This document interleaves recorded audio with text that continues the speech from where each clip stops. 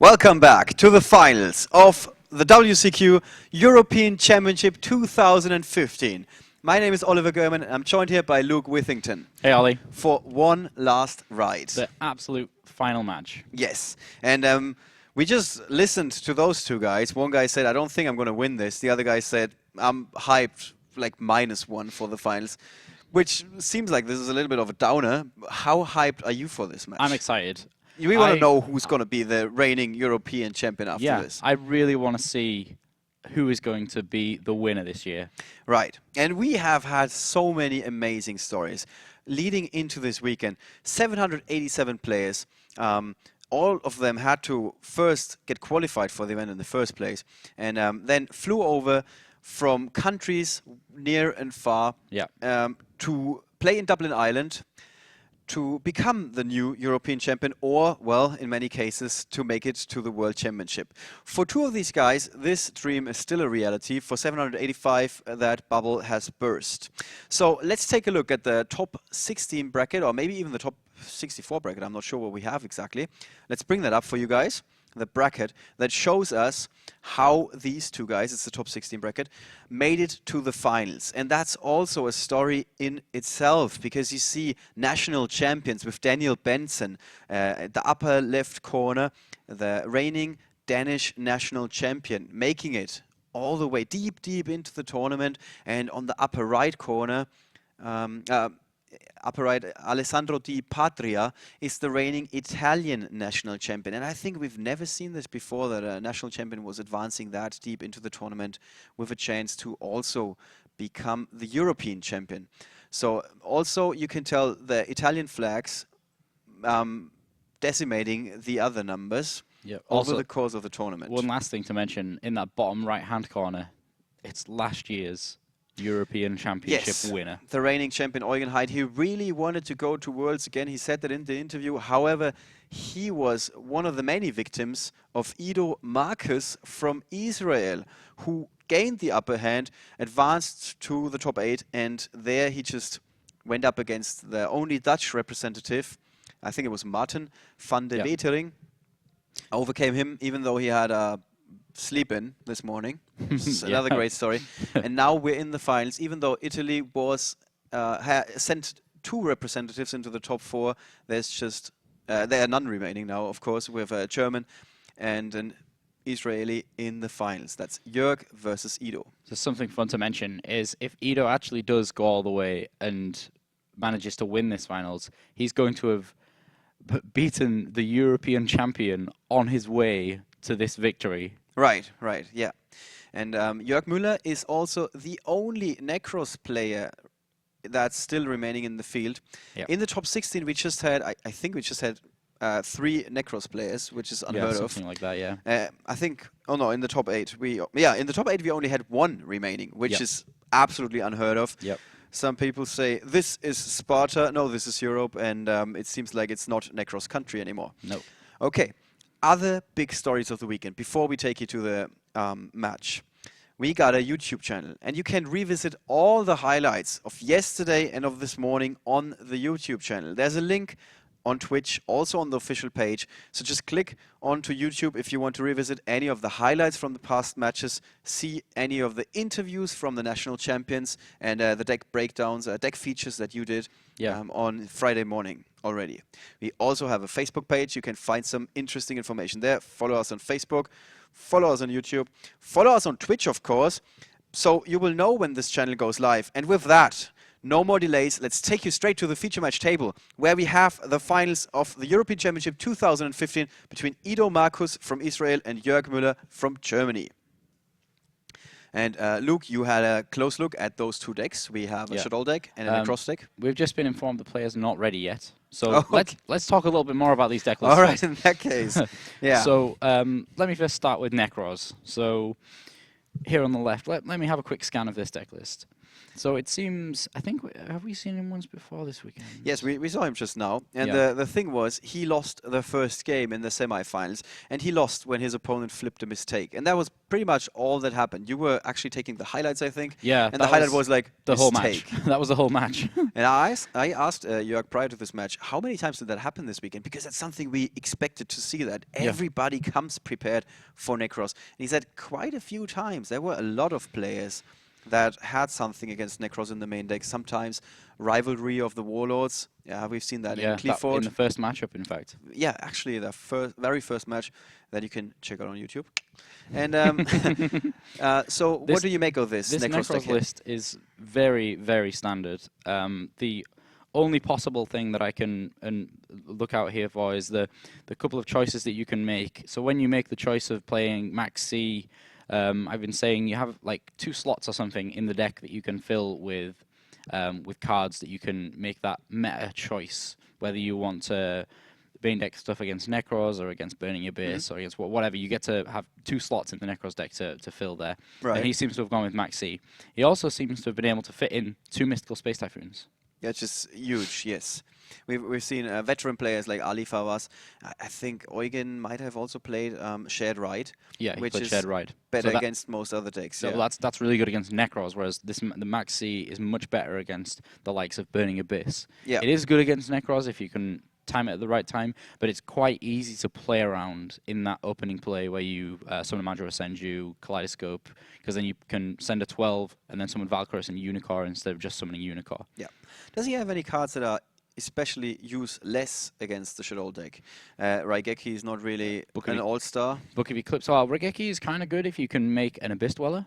Oh, okay, yes. Because then you can just wipe their board and they have no effects. All right. That's pretty good. We have Book of Eclipse, which is not really useful. Book of Moon, again, not majorly useful against the Shaddoll matchup. I think... And still, when we asked Ido, he said he doesn't think that he's winning the finals. Yeah, it's only a couple of cards, though. Can't read this card, it's in German. Yeah, so it's a Bullblader. That is Bullblader. Yeah. Yeah, so Bullblader, not necessarily great against Shaddoll. Yeah. But possibly, if he needs to remove an Annoyatilus or a construct that's in his way, then he can use the Bullblader. All right, so there are some options there. Yeah. Let's take a closer look at Ido's deck list. What do we see here? Yeah. We have Shaddoll, this time not any of the crazy Shaddolls we've seen this weekend with the Danish national champion Daniel playing the Shaddoll anti-deck with anti-spell fragrance and cards like that. Yeah, very, very strange. The only strange choices I can see here is he's playing main decked Mind Control. That's kind of strange. Yeah, mostly that was coming in from the side deck, if at all.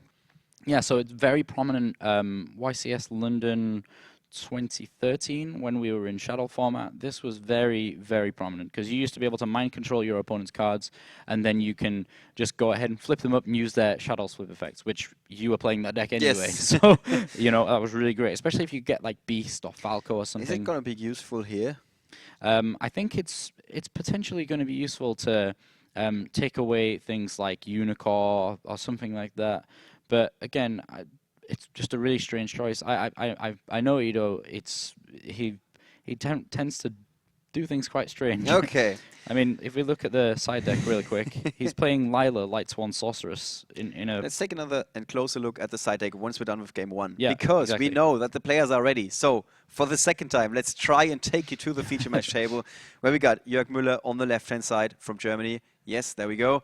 And on the right-hand side in blue, Ido Raphael Marcus. Yeah. From Israel and playing Shaddoll. Yeah. This is not what we predicted. This is absolutely not what we predicted.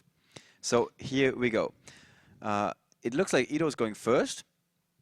And he doesn't waste any time whatsoever. Nope. Coming out strong with a mathematician. Yeah, and that's a fantastic card to open with. He's also opened with Mistake.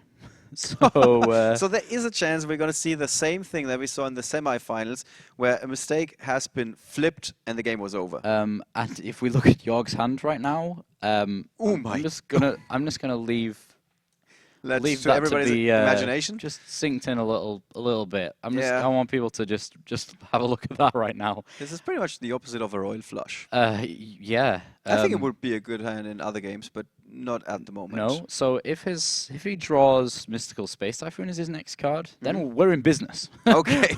We are very much in business. All right. So Ido decides to set everything. Why hold on 2 cards in your hand? Yeah. Everything face down. There's the reinforcement. Yep. So He did not draw into a Mystical Space Typhoon. Yep. There's the mistake. And Jörg is going to pass right now. there He's just is- going to pass. yeah, there is a chance that we're going to see this match conclude, this game conclude extremely fast now. Yeah. So okay. So Book of Moon. He sets his Book of Moon. That's his only card. Ido manages to. Falco does a backflip. That was quite fun. And yeah, we're gonna just basically have to sit and wait to see if he draws an out. So sure, that's not one. So let's have a quick look at his deck list here. The only outs he has to mistake are the Exceed plays that you can make using your Manjus and Senjus, or drawing into cards that allow you to ritual summon. There is the mind control that we spoke about earlier. Yeah. So And- he's actually going to be able to make a Synchro Monster with this. That's also something we don't see every day. Oh, That's Shaddoll Fusion. he can just play Shaddoll Fusion and summon a Noyatilis. Oh wow! Whoa, no disrespect, people, don't get the wrong idea, but this is huge for Ido, Yes. Rafael, Marcus, who just said, I don't think I'm going to win this, but look at that. So that mind control that we didn't think were going to be Relevant very at all, yeah. impactful. Actually, But you just hear the crowd. We can hear it, yeah. I think you guys can't hear it because we got very, very well-tuned microphones, but the crowd just saw that mistake being flipped because we got a little bit of a delay in the stream to make Yeah. sure that nobody can scream, hey, he's got this card on his hand, and avoid that kind of interference. And Wow. speaking of interference, Ido's got an effect Speaking veiler, of- so he can stop whatever Jörg can do almost in case his mistake is not going to be active again. But Yeah. the question for Jörg Müller is, as you pointed out, does he draw an MST or not? Yeah. Is that correct? That's the question right now. Or his other possibility still is that he can. There it is. He Oh, did yeah, not okay, draw the doesn't matter. Mystical Space Typhoon. He did not draw another card that could have gotten him out of that sticky situation. And Ido Rafael Marcus applying the perfect lock thanks to that mistake early on, follows it up, just basically summoning a bunch of monsters and a synchro summon. Wow. And that is That was it. crazy. 1-0 for Israel. Mind- Clean sweep. That mind control. And now though. look at those guys. Look at the body language here. Ido, he doesn't look like he doesn't give a... He looks like he's happy how this can go. And I think it's sinking in right now. The realization is setting in. And he's like, I'm one game away from becoming the European champion. And now he's asking Yeah. for a judge. And... Yeah, so I think we actually have on screen that they both lost game 1, but we can get that soon corrected. But wow, that was That was incredible. the most explosive of openings, yes. Yeah, that's just I don't know. Yeah, let's you guys. Yeah, we're just gonna give you guys a quick break so you can let that sink in. Israel is leading in the finals of the European Championship with not the Nekroz deck, quite the opposite. Yeah, that was A Shaddoll deck. absolutely explosive start to this finals. Yes, and is that what you like? Just prior to the match, we were like, "Oh, the players are not pumped for this." I'm so pumped right now, and everybody watching this on the big screen we have outside is. almost 100 people outside. Yeah. There are two walls in between us and the guys watching the game on the big screen, and we can still hear them. Yeah, even with these headsets on. Yeah, at the top of their lungs. Yeah. All right, so it seems like they are currently in the side decking process. No penalties have been given. Yeah. So everything is fine. Don't you guys worry. You can also see that the game results are correct now. Ido is leading. Jörg has lost. You can see that indicated by that red light and that yellow light. And so what is going to be introduced from the side decks here? So the strange thing, so Ido has Lila in his side deck, which is very strange. I don't want to say that he's going to put that in because it doesn't seem like a good card against Nekroz. I think we're going to see quite the standard. The player who is playing Nekroz wishes to put in Royal Decree, and the opponent, even though they know that their opponent currently doesn't, the Nekroz player is not going to be playing any trap cards right now, that going into games 2 and going into games 3, he's going to be playing those Royal Decrees, so he needs some Mystical Space Typhoons. Right. That's why. So he's probably going to end up putting those in. He also has 3 Artifact Lancia, which, again, is really, really good in the Shaddoll deck. Really fantastic. And for those guys who don't know what that card does, can you just quickly recap why it is so good? Yeah, so Artifact Lancia is so it has the same effect as all the other artifact monsters, where you can set it from your hand in the spell and trap card zone, and then if it's destroyed from that spell and trap card zone, then it gets summoned to the field. You can also tribute it from your hand or your field during your opponent's turn, and neither player can banish cards during that turn. So that stops the searching with the mirrors for the Nekroz deck. It stops the Trishula plays. It stops you being able to play Nekroz Mirror. That's really good. It is really good. And some of you guys have been asking, how come that Israel is in Europe? Of course, you're correct. Israel is not in Europe. However, there are 3 Konami offices. 1 in Japan, 1 in America. In America, sorry, I totally missed that opportunity there. And then we got 1 more in Europe. And these 3 offices are taking care of all of the markets, really. So unless the country is located, I would say, far east in Asia or somewhere in America, the European office is taking care of them, which means we're covering South Africa, for example, and Israel. There we go. Handshake prior to the second match, second game. Straight in. And there we go. Who's going to go first? Here we go. So I want to say that Jörg's going to let Ido go first so that it gives him less cards. But we just saw that happen, and, you know, we saw what happened when he got the right cards in his opening hand. All right, so there's a Foolish Burial. Yep. And he's got an Effect Veiler and Sinister Shadow Games in hand. Yeah. So he Foolish Burial Squamata, and then Squamata immediately gets to send Shaddoll Falco to the graveyard. And then he normal summons Thunder King. Which is like a mistake on legs. Yeah, on very spiky, thundery legs. Yes, and let's look at Jörg's hand. He's got a Reinforcement, Royal Decree, Raigeki, so he can get rid of... Yeah, very easily get rid of And Thunder is King. that one of these situations where you play Raigeki on the first turn? Yeah, very much so. That was like a loaded question. I think it was Yeah, it pretty was a bit easy. of a loaded question, that. All right. So immediately what's going to happen is either Ido is going to flip over the... Sinister Shadow Games just so that you can get the flip effect of Falco. He does? Okay, that's very strange right now. What I see here is very strange, because you're going to want to get Falco back from this Raigeki, but we'll see. I don't understand quite why he's done that, but we'll see. We'll see how this plays out. He's the one playing in the finals of the European Championship. I'm not going to question that right now. Well, but then again, even in another final that we've seen this weekend at the Dragon Duel Championship, there was an opportunity to finish a game, and the player didn't take advantage of it because the stakes are this high. Yeah. You are nervous. And yeah, there we go. So yeah, so he decided to send Beast to the graveyard, draw a card, and then he could special summon one of the Shaddoll monsters. I don't know which one, though. I didn't get to see which one. Right.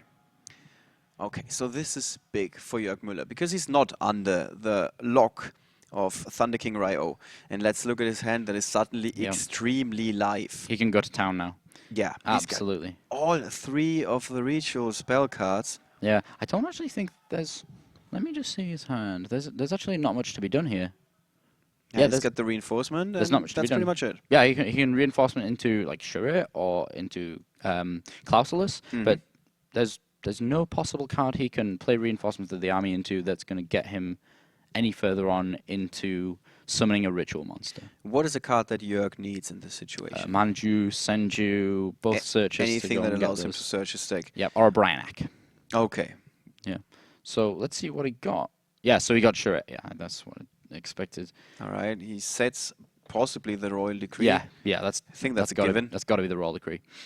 And with that, play. Okay, we see Light in the Dark banished, and I think here's Blackluster Soldier. Blackluster Soldier. Wow, Ido Raphael Marcus just rips the cards that he needs. And there is a Blackluster Soldier on the second turn already. Yeah. Talk about an explosive opening for him in that second game. And 3,000, he's going to town. Suddenly, Jörg Müller on a very, very big clock. He needs something to fight back. There's an Ice Hand. That's not going to be fighting back. And his Raigeki is gone, of course. Like, there's not that much else that he has to deal with a Blackluster Soldier. Wow, okay. And Wow. I'm thoroughly enjoying the fact that we've been seeing Regeki spoiling people's day, and that was the only recently. Basically, the come off first the banned Finland list is making an impression here. Yeah. So It's we like, saw Regeki and Blackluster yeah. Soldier. I can one-up you easily. All right, there we go. He picks the Skromata, and that's got to be an Ice Hand. That's got to be the Ice Hand. Yeah, and Ice Hand doesn't get its effect because there's no monsters. He summons the Falco. This is going to be. This is not something we see 5-4. every day. Is it 5-4? Yeah, this is yeah. And there's That's only game. the green. That's That is it. Wow. In fact, wow. What a match. Ido, Raphael, Marcus, we just thought, okay, he cannot deal any damage. Rips the Blackluster Soldier. Envoy off the beginning from the top. 3,000. And then the next turn, he can actually go for a Falco. And Falco is going to be the game winner here. Oh.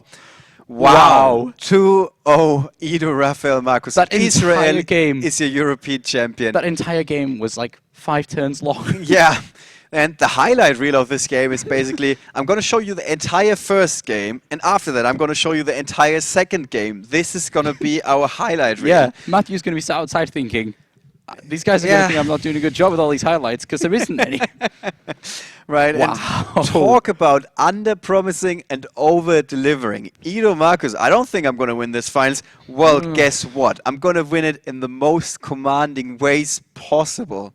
Wow. This was one of the shortest matches we've had this weekend. Yeah, the shortest. The shortest. One of the most impressive matches we've had this weekend. And I got to follow it up. I got one more. It was one of the most entertaining matches. Yeah. I felt like there was some like Millennium Pyramid stuff going on there. He absolutely just thought, I'm just going to draw the cards that I need to win the game. That's going to make it so much easier for me. Oh, look, it's Blackluster Soldier. There was some second-level Yu-Gi-Oh! Millennium Puzzle thingies going on here with him finding exactly what he needs. Yeah. Wow. And I got to say, I feel bad for Jörg Müller. Yeah. Like, first game, mistake, shutting him down, and not much he can do. Second game, not exactly a great start, but there was still a chance if he just gets a little bit of time. And even though this is not the most explosive version of Shaddoll that we have seen this weekend, far from it. Yeah. Blackluster Soldier from the top can change that in just a second. Yeah. Wow.